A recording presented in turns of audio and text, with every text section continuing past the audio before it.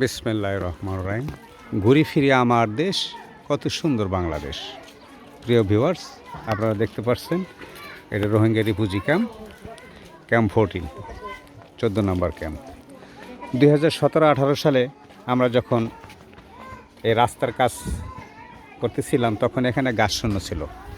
গাছ বলতে কিছুই ছিল না, শুধু রোহিঙ্গা তাঁবুতে মানে সাদা সাদা ঘর দেখা যেত।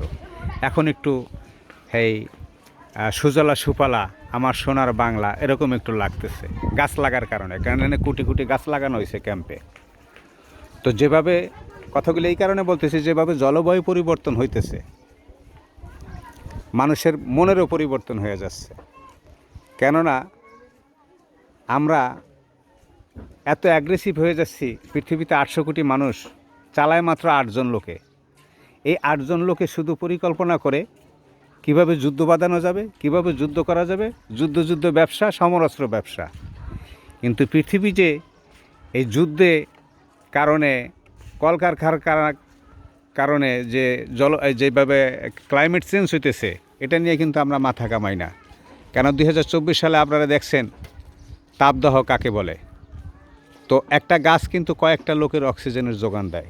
আমরা যদি ফলের গাছ লাগাই তাহলে আমরা অক্সিজেনও খেতে পারি এবং ফলও খেতে পারি, এবং সেই ফল শুধু আমরা না, পশু পাখিও খেতে জীবন ধারণ করতে পারে। কারণ সবাইকে নিয়ে এই পৃথিবী। আজকে এই পৃথিবী যদি দূষিত হয়ে যায়, শুধু আমি কেন, পৃথিবীর কোনো লোকই টিকে থাকতে পারবে না।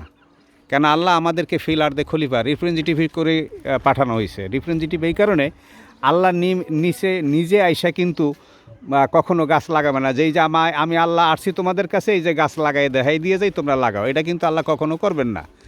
আল্লাহ আপনার মাধ্যমে করবে। আপনাকে খলিফা হিসেবে পাঠানো হয়েছে, প্রতিনিধি হিসেবে পাঠানো হয়েছে।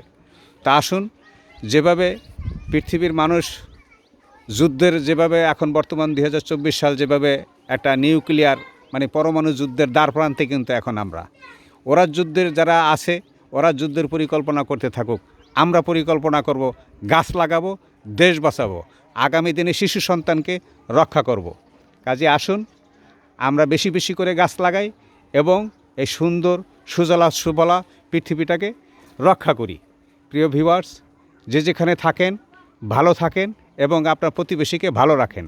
আবার দেখা হবে, আবার কথা হবে অন্য কোনো লোকেশনে ভিডিও নিয়ে। আসসালামু আলাইকুম।